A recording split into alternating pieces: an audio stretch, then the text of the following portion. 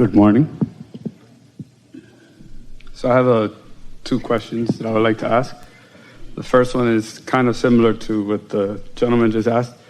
I find myself when I'm trying to meditate or have a lot of thought in my head that I can actually feel the vibration of my source like take over my body. Good. Not like a shivering, but like I can physically feel the vibration like just taking over. What you're feeling is, you're right, it is a bit what he was describing. It's your asking is strong in the midst of some resistance. Because as you just said, you're having a little bit of difficulty quieting your mind. And so your desire is strong enough that you're summoning source through some resistance. And that's what that little shimmering is about. You're making the connection, but it could be easier for you if you could relax a little more. On the one hand, doesn't it feel good that you can feel your inner being there? Yes, that's what we said about humans. You like the drama of things. But you could, what Esther did in the beginning as she was having those experiences, she would offer one soft word, willing. I'm willing. And then she would just breathe with the intention of letting every bit of resistance leave her so that that energy could smooth out and feel. When they're on the ships, the big ships that have these stabilizers, they don't notice the ocean much at all. It has to be pretty rough before you feel it on these big ships. But when they are coming into port or leaving port, they turn on some side thrusters. And those side thrusters go, and you can really feel it no matter where you are on the ship for just a little while the ship is leaving. It's Esther's favorite time. She just loves that feeling. She wishes the ship would do that all night long. She really likes that. It's sort of like that the thrusters are causing some resistance, and your little bit of resistance is evidenced by that sensation. I was trying to like control it or like figure out how to maybe manipulate it, but you're saying just release. The thing about meditation is this is a time when you're not wanting to manipulate anything. You've already done all of your asking, and step 2 is happening. Source is flowing to you. So your intention during meditation is to be in a state of step 3, which is in a state of non-thought. We're talking a lot about that these days because the vibration of a question and the vibration of an answer are two different vibrations. So if you go into meditation with a strong interest in solving a problem or getting an answer, you're holding yourself in a vibration that is not in harmony with the answer, and that causes that sort of feeling. Where if you can let go of the question because you've already asked it, then the answer can come in a resistance-free way. So the way we've been describing it is you sit for 20 minutes if you can. Longer isn't really helpful. And you focus on something boring like the hum of the air conditioner or something.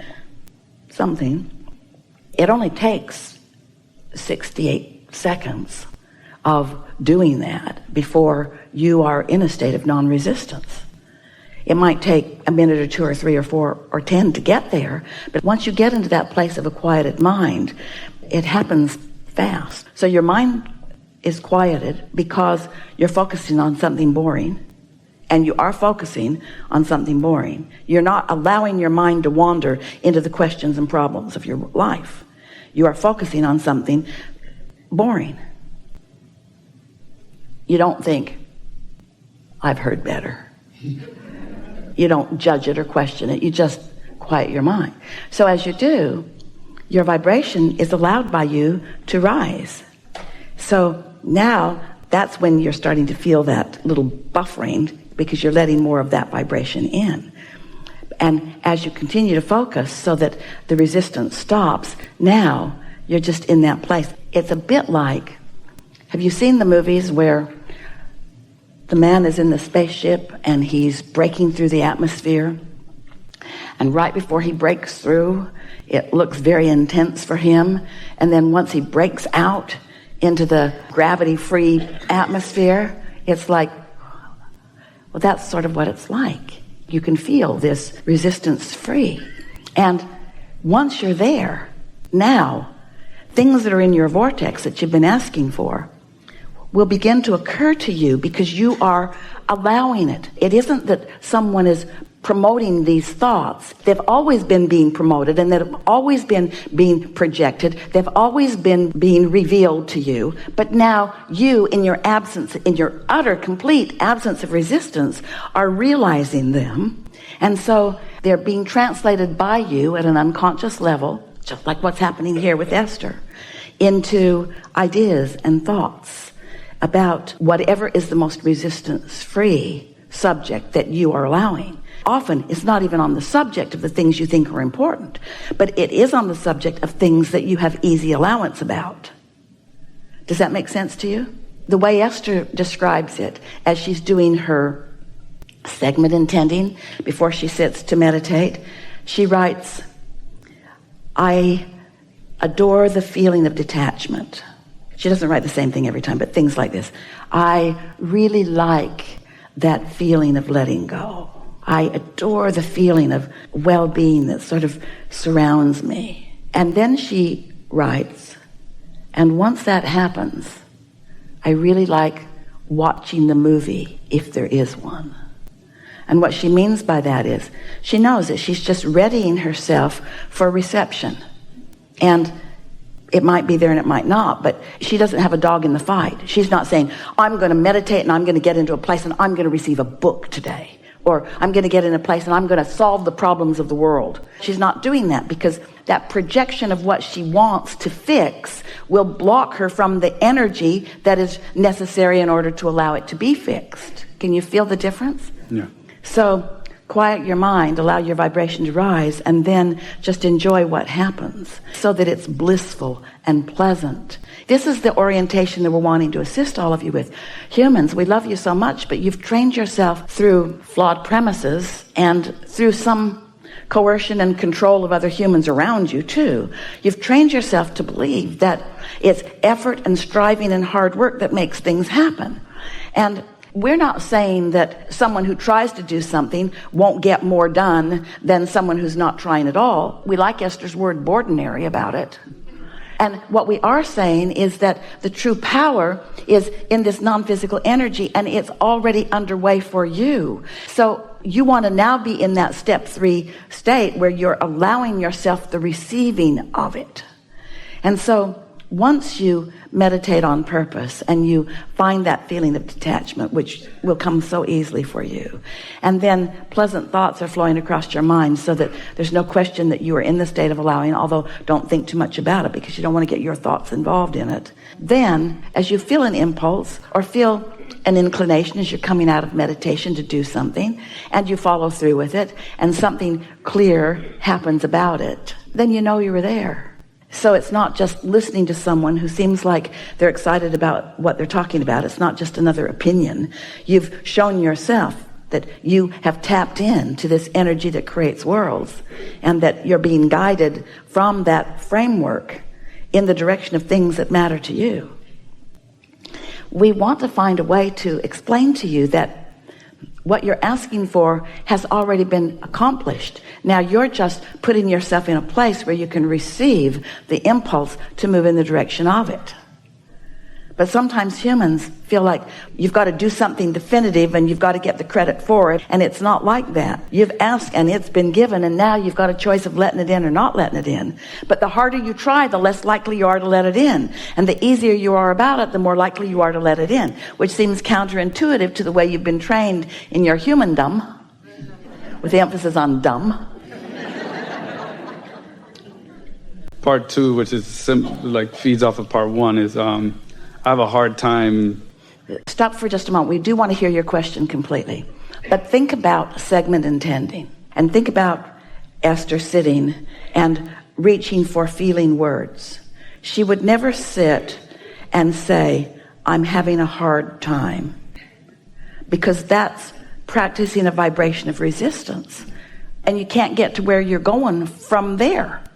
So let's do a segment intending before you ask this next question. This is the way Esther would approach it if she were sitting there. She would write, I really like the idea of visiting with infinite intelligence. And I like the feeling of clarity that often comes under these conditions.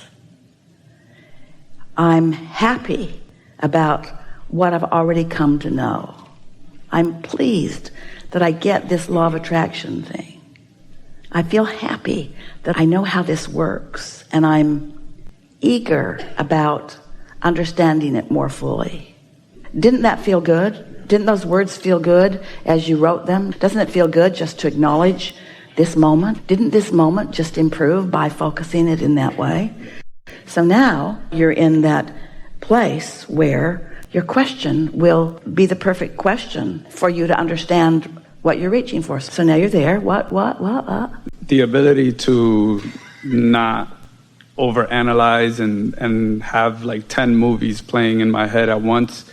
I'm a professional dancer, so it helps me when it comes to creating new dances and creating, movement. But when it comes to, for example, a relationship that it's more of a friendship, but we're intimate and romantic, but the person feels like they need some type of separation so they can focus on business. And then on my end, I'm trying to figure out, like, I know it's not my fault, and I know they need their space, and so they can create their reality. We're saying this to you, and we're also saying it to everyone who's listening in.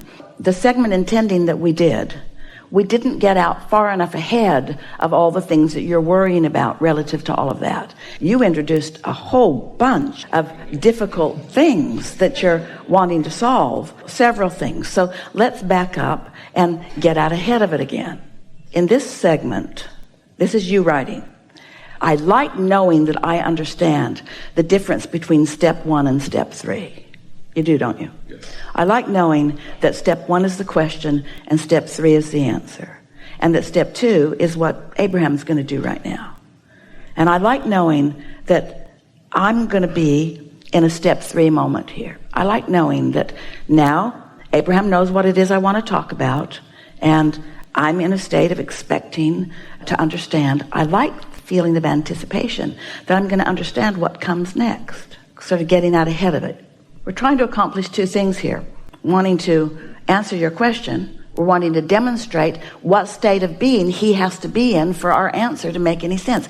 We have the best answer that you can ever imagine that you can't hear because your question is so active within you, and your justification for your question is so active within you. So you're like the woman at the airport spewing this hurricane of question, and you can't let the answer through under those conditions.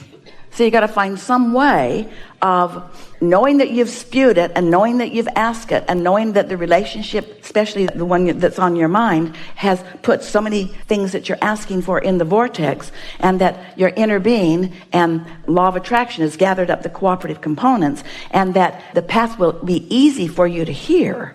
You just have to get yourself in a place where you expect to be able to hear that. So we want to point out something to you. This prepaving and your alignment was sufficient enough that you received an impulse, you received a block of thought that you expressed to us here that was the perfect jumping off place for the answer of this question. You said, I am a dancer, and you're the creator of the dances. Yes, you're also the dancer of the dances. And you know what it feels like for those things to evolve. So you know that feeling of having a pretty good idea of what you're going to do. And then as you go to do it, it evolves even beyond what you planned into something even better than what you planned.